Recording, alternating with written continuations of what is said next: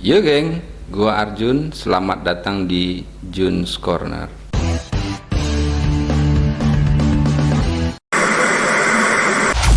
Indonesia pernah disebutkan sebagai negara penjajah atau negara agresor. Sampai hari ini sebenarnya gua nggak yakin bahwasanya Indonesia disebutkan pernah menjajah suatu wilayah. Namun informasi ini beberapa waktu lalu sempat gua dengar, dan kemudian gue coba mencari sumber-sumber informasi yang dapat dipercaya, dan akhirnya baru gue tahu ternyata memang benar Indonesia pernah menjajah suatu wilayah dan pernah melakukan invasi terhadap wilayah tersebut. Saya sih kalau pandangan ke Indonesia, kan Indonesia salah satu negara yang pernah menjajah Timor Leste. Jadi kalau di tahun ke Indonesia menjajah penjajahan Timor Indonesia, itu, mereka diharuskan sekolah. Jadi itu kayak positif banget, kan mereka harus sekolahnya harus SD sampai SMA. Ya, jadi kalau pandangan saya ke belakang itu, saya bersyukur banget bisa dijajah sama negara yang bisa berikan kesempatan untuk sekolah. Kalau seperti di Portugis kan, kamu sekolahnya hanya dengan kelas 3. Kalau Indonesia menjajah kan kamu sekolahnya harus sampai SMA.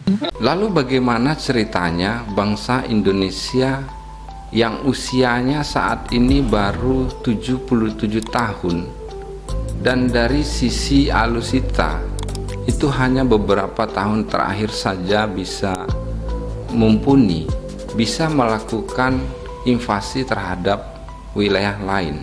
Biar nggak penasaran, langsung saja kita bahas sejarahnya. Di masa penjajahan Hindia Belanda di Indonesia di sekitar abad ke-16, wilayah Timur Timur juga sedang dalam penjajahan oleh Portugal. Jadi pada saat itu Indonesia dan juga Timur Timur sama-sama dijajah. Artinya sama-sama belum membentuk satu negara. Pada saat itu Indonesia yang lebih dikenal dengan Nusantara masih berbentuk kerajaan-kerajaan. Nah, termasuk juga dengan Timur Timur.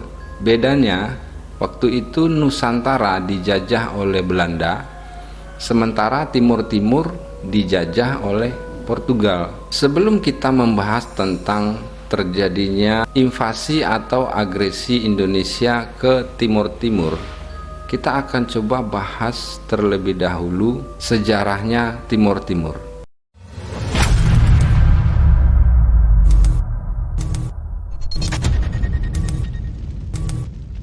Di masa penjajahan kolonial Belanda, Pulau Timor merupakan wilayah kolonial Portugal. Jadi seperti juga dengan bangsa-bangsa Eropa lainnya, termasuk juga Belanda, Portugal pada awalnya pada abad ke-16 masuk ke Pulau Timor dengan tujuan untuk berdagang. Namun pada saat mereka sampai ke wilayah Timor, mereka menemukan banyaknya sumber daya alam yang sangat berlimpah. Nah, hal ini membuat bangsa-bangsa Eropa termasuk juga Portugal kemudian mengklaim bahwasanya wilayah tersebut merupakan wilayah kolonial mereka. Artinya wilayah tersebut mereka anggap sebagai wilayah kekuasaan mereka. Nah, bangsa Portugis ini masuk pertama kali itu di wilayah Pantai Makassar, tepatnya wilayah yang bernama Aikuse pada tahun 1556. Berlimpahnya sumber daya alam, terutama kayu cendana dengan kualitas terbaik, membuat Portugis memutuskan untuk mengklaim bahwasanya Pulau Timor merupakan wilayah kolonial mereka. Namun sayangnya pada abad ke-17, kabar tentang sumber daya alam berupa kayu cendana di Pulau Timor terdengar sampai ke penjajah Belanda, yang pada saat itu Belanda menjajah bumi Nusantara. Nah, seperti biasa kemudian Belanda berkeinginan untuk ikut memperoleh keuntungan dari sumber daya alam tersebut, sehingga pada saat itu Belanda memutuskan untuk memperluas wilayah jajahannya sampai ke Pulau Timur. Portugis yang merasa sebagai orang pertama yang menemukan Pulau Timor, kemudian mereka berpikir bahwasanya, wah, ini merupakan sebuah ancaman bagi keberadaan kita. Begitulah pemikiran mereka. Nah, akhirnya bangsa Portugal yang pada saat itu hanya bertempat di wilayah EUKC, akhirnya mereka memperluas wilayah kekuasaannya di Pulau Timur bagian timur, dan kemudian mereka merubah nama pulau tersebut menjadi Pulau Timor Timur Portugis. Sementara Belanda yang sudah terlanjur masuk ke Pulau Timor menolak klaim atas wilayah kekuasaannya Portugis, dan akhirnya ya kemudian mereka saling klaim kepemilikan terhadap Pulau Timor, sampai akhirnya pada tahun 1859 akhirnya kedua belah pihak memutuskan membuat suatu kesepakatan membagi wilayah Pulau Timor menjadi dua bagian, di mana wilayah Portugis, wilayah kekuasaan Portugis ini merupakan wilayah Timor bagian timur ditambah dengan wilayah AEQC di mana pertama kali mereka mendarat. Sementara sisanya menjadi wilayah koloninya pemerintah Hindia Belanda. Nah, beberapa tahun kemudian Jepang dengan kekuatan besarnya datang ke wilayah Nusantara. Kemudian mereka mengalihkan kekuasaannya dari Belanda ke Jepang. Artinya pada saat itu posisi Belanda terkalahkan oleh kekuatan Jepang. Akhirnya Belanda keluar dan bumi Nusantara dikuasai oleh Jepang, termasuk juga dengan Timur Timur. Nah, pada saat itu Belanda dan juga Portugal sama-sama meninggalkan bumi Nusantara. Namun sayangnya Jepang sendiri tidak bertahan lama menguasai wilayah Nusantara. Diperkirakan hanya sekitar 2,5 sampai 3 tahun lah. Nah, kekuasaan mereka akhirnya harus terhenti setelah Amerika menjatuhkan bom atom di Hiroshima dan juga Nagasaki. Pada tanggal 9 Agustus 1945, Jepang akhirnya menyerah tanpa syarat dan meninggalkan bumi Nusantara. Nah, setelah kepergian Jepang, Portugis yang merasa bahwasanya wah, ini wilayah kekuasaan kita dulu, sekarang sudah dilepaskan. Jadi mereka merasa berhak untuk kembali datang ke sana dan menguasai wilayah tersebut. Namun sayangnya setelah Portugis masuk ke wilayah Timur Timur, nah keadaannya sudah tidak sama seperti pada saat mereka menguasai wilayah tersebut. Karena pada saat itu, waktu sebelum Jepang datang, mereka berdampingan dengan pasukan Belanda. Namun pada saat Jepang sudah berangkat dan mereka kembali masuk, ternyata yang bersebelahan dengan mereka sekarang adalah pasukan dari Indonesia, karena Indonesia pada saat itu sudah dinyatakan merdeka setelah keluar dari cengkeraman Jepang dan juga Belanda. Nah, pada tahun 1974 terjadi sebuah revolusi besar di negara Portugis, di mana pada saat itu terjadi kudeta terhadap pemimpin mereka yang dilakukan oleh tentara Portugis bersama-sama dengan masyarakat Portugis. Jadi mereka berpikir bahwasanya, wah, ini bukan lagi zamannya melakukan penjajahan. Jadi mereka berpikir bahwasanya pemerintah Portugis pada saat itu merupakan pemerintah yang otoriter dan pro-kolonialisme, artinya mereka suka menjajah di wilayah-wilayah luar. Sementara masyarakat Portugis dan juga pasukannya berpikir bahwasanya mereka sudah lelah untuk melakukan penjajahan terhadap wilayah-wilayah lain.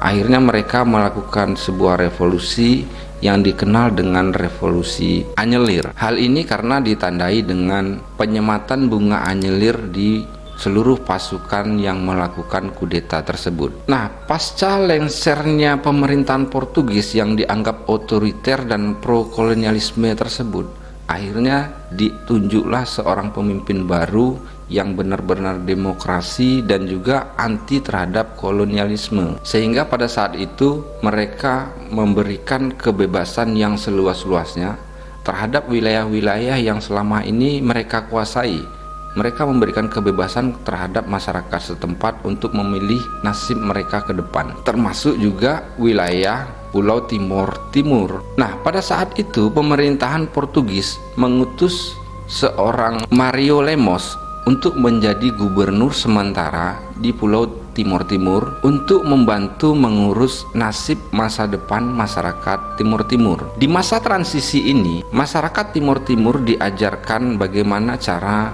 membuat suatu sistem pemerintahan lah, begitu kira-kira.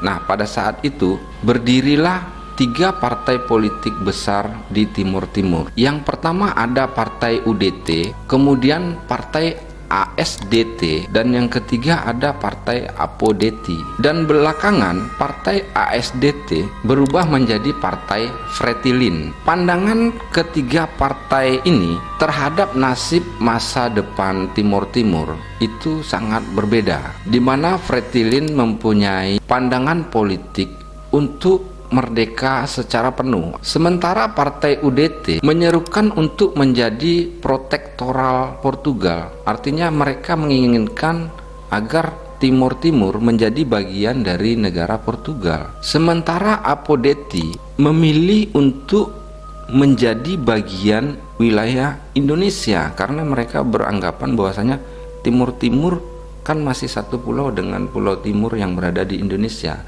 Mengapa kita tidak bergabung saja dengan Indonesia? Mungkin mereka berpendapat seperti itu. Seiring berjalannya waktu, Partai UDT tadi ternyata berubah haluan lagi. Mereka berpikir bahwasanya pandangan politik mereka menginginkan kemerdekaan kepada Timur Timur, namun secara bertahap, tidak serta-merta mereka langsung bebas dan merdeka, karena mungkin mereka berpikir bahwasanya ketika mereka baru merdeka, mereka tentu butuh pembelajaran terhadap sistem-sistem pemerintahan, mungkin begitu. Jadi akhirnya mereka berpendapat bahwasanya kita merdeka tapi secara bertahap. Sehingga pada tahun 1975, tepatnya bulan Januari, UDT melakukan koalisi terhadap Partai Fretilin karena mungkin mereka beranggapan bahwasanya mereka punya visi misi yang kurang lebih hampir-hampir mirip lah.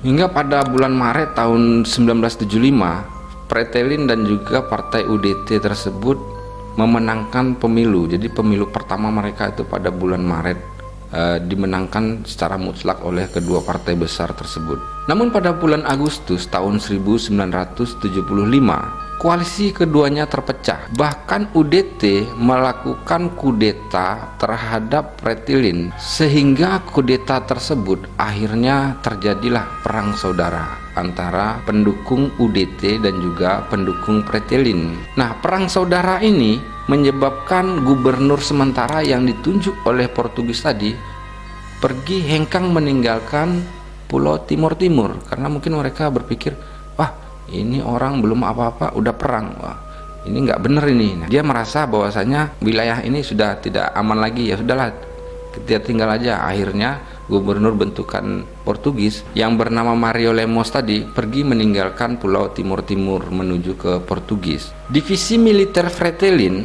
yang kebetulan orang-orangnya itu pernah mendapat pelatihan militer secara langsung oleh pasukannya Portugis. Jadi mereka dengan mudah dapat meredam kudeta yang dilakukan oleh UDT. Sehingga pada saat setelah Fretilin ini berhasil meredam kudetanya UDT dan juga diiringi kepergiannya gubernur bentukan Portugis, secara otomatis Fretilin merupakan penguasa baru di Pulau Timur Timur. Dan pada tanggal 28 November tahun 1975, Fretilin mengumumkan bahwasanya Pulau Timor Timur Portugis menjadi Timor Leste dan memproklamirkan diri sebagai negara baru. Namun sayang, saat itu tiba-tiba saja pasukan dari Indonesia datang menyerbu ke Timur Timur. Namun sebenarnya pernyataan resmi Indonesia itu pernah dinyatakan oleh Presiden Soeharto pada tahun 1974. Jadi 1 tahun sebelum Timor Leste menyatakan merdeka, Indonesia itu secara resmi sudah mengeluarkan pernyataan bahwasanya Indonesia tidak tertarik untuk melakukan atau menguasai Timur Timur. Namun sejak adanya revolusi anyelir di Portugis serta diikuti dengan adanya wilayah yang baru merdeka, baik Indonesia, Australia dan juga Amerika terus memantau wilayah Timur Timur tersebut. Apalagi Fretilin merupakan penganut sistem komunis, sementara Indonesia, Amerika dan juga Australia pada saat itu memang sedang gencar-gencarnya untuk memberantas komunis. Jadi sistem ideologi komunis pada saat itu benar-benar diantikan oleh tiga negara tersebut. Nah, seperti yang kalian tahu lah ya kan, pada saat terjadinya pergantian kepemimpinan antara Soekarno ke Soeharto, kita tahu bahwasanya Soekarno didukung oleh partai besar di Indonesia, itu Partai Komunis. Sistem peralihan kekuasaan dari Soekarno ke Soeharto yang sampai saat ini masih misterius menyebabkan terjadinya pembubaran Partai Komunis di Indonesia pada saat itu. Bahkan para simpatisannya itu konon kabarnya dibantai habis-habisan pada saat itu. Nah, kembali ke wilayah Timur Timur, Fretilin merupakan satu partai yang menganut paham komunis, sehingga menjadi atensi besar buat Indonesia, Amerika dan juga Australia untuk mengawasi wilayah tersebut. Pada saat itu Australia berpendapat bahwasanya ini wilayah kecil, artinya tidak begitu penting menurut Australia dan juga Amerika. Akhirnya mereka meminta Indonesia untuk mengurusi wilayah kecil tersebut, hingga akhirnya setelah Indonesia mendapatkan dukungan penuh dari Australia dan juga Amerika, akhirnya Indonesia memutuskan untuk melakukan integrasi kepada wilayah Timur Timur. Nah, pada saat itu Partai UDT dan juga Partai Apodeti yang tadi sudah kalah dalam pemilihan di Timur Timur, akhirnya mereka memutuskan untuk mendukung pasukan Indonesia untuk melakukan integrasi terhadap wilayah Timur Timur. Bahkan informasi yang beredar pada saat Indonesia melakukan integrasi terhadap wilayah Timur Timur, Indonesia mendapatkan dukungan persenjataan dari Amerika dan juga Australia. Pada saat itu Indonesia menggelar sebuah operasi yang dikenal dengan Operasi Seroja. Operasi ini dimulai pada tanggal 7 Desember tahun 1975. Operasi besar ini melibatkan berbagai unsur TNI dibantu dengan beberapa unsur dari Polri.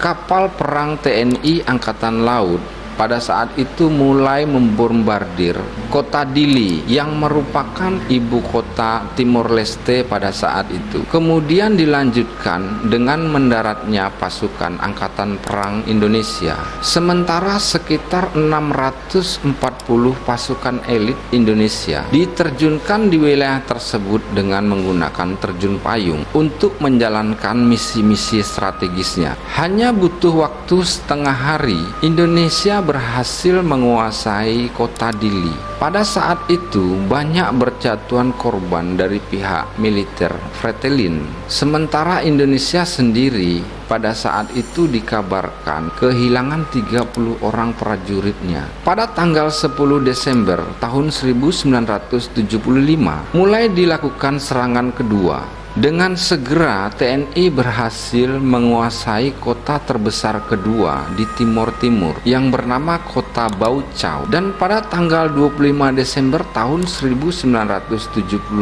sekitar 15.000 tentara Indonesia mendarat di Pulau Timor Timur Portugis. Sampai pada bulan April tahun 1976 tercatat Indonesia sudah menempatkan 35.000 pasukannya di wilayah tersebut. Nah, akhirnya dengan besarnya serangan Indonesia ke Pulau Timur membuat pasukan Fretilin kocar-kacir, sehingga mereka memutuskan lari ke hutan-hutan dan pergunungan. Namun mereka tetap melakukan perlawanan dengan cara perang gerilya. Hal tersebut menyebabkan terjadinya banyak korban jiwa, baik itu dari pihak Fretilin, dari pihak TNI maupun Polri dan juga masyarakat sipil, sehingga keadaan tersebut membuat suatu bentuk permusuhan yang kian hari kian meningkat. Tepat pada tanggal 27 Juni tahun 1976, Indonesia secara resmi memasukkan Pulau Timur ke dalam wilayah Indonesia, dan secara resmi Pulau Timur menjadi provinsi termuda di Indonesia dan diberi nama dengan Timor Timur. Dari mulai tahun 1977 sampai dengan tahun 1978, TNI melakukan kampanye pengepungan untuk menghabiskan Fretilin. Dalam kampanye ini, TNI berhasil mematahkan divisi Fretilin. Bahkan Presiden Timur Timur saat itu tewas dalam sebuah serangan yang dilakukan oleh helikopter milik TNI. Beberapa Fretilin yang berhasil selamat akhirnya memutuskan untuk mengundurkan diri dan menunjuk Sanana Gusmo sebagai pemimpin baru mereka. Nah, selama dalam pengawasan Indonesia mengklaim bahwasanya Indonesia sudah melakukan banyak hal terhadap Timur Timur, dan pada saat itu Indonesia mengklaim bahwasanya banyak kemajuan yang dilakukan oleh Indonesia, terutama di bidang pendidikan, di bidang kesehatan, dan juga di bidang ekonomi. Menurut Indonesia, di bidang pendidikan, Indonesia sudah membangun beberapa gedung sekolah dasar, sekolah SMP, dan juga sekolah SMA maupun SMK. Sementara di bidang kesehatan, Indonesia sudah membangun banyak puskesmas di sana. Hanya saja pada saat itu terkendala dengan SDM. Jadi waktu itu SDM kesehatan kita masih begitu minim. Sementara untuk di bidang ekonomi, Indonesia telah menjalankan sebuah proyek padat karya gaya baru atau yang dinamakan dengan PKGB, di mana untuk mengurangi angka pengangguran, pemuda Timur Timur diajarkan berbagai keterampilan, dimulai dari keterampilan pandai besi, pandai kayu, menjahit, mengetik. Ya, begitulah pada saat itu program-program yang sudah dijalankan oleh Indonesia. Meskipun upaya-upaya terbaik sudah dilakukan oleh Indonesia pada saat itu, namun pergerakan sosial masih sering terjadi. Sisa-sisa Fretilin yang menginginkan negaranya merdeka masih terus melakukan perlawanan secara gerilya. Hingga pada tahun 1991 terjadi sebuah tragedi yang dilakukan oleh TNI yang berpakaian preman. Jadi pada saat itu diinformasikan bahwasanya telah terjadi sebuah demonstrasi di wilayah perkuburan Santa Cruz. Nah, makanya tragedi ini disebut dengan tragedi Santa Cruz.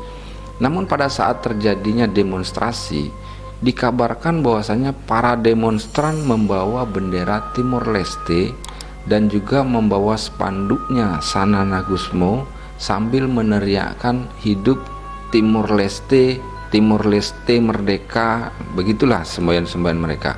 Sehingga pada saat itu memancing reaksi daripada anggota TNI yang sedang berjaga pada saat itu.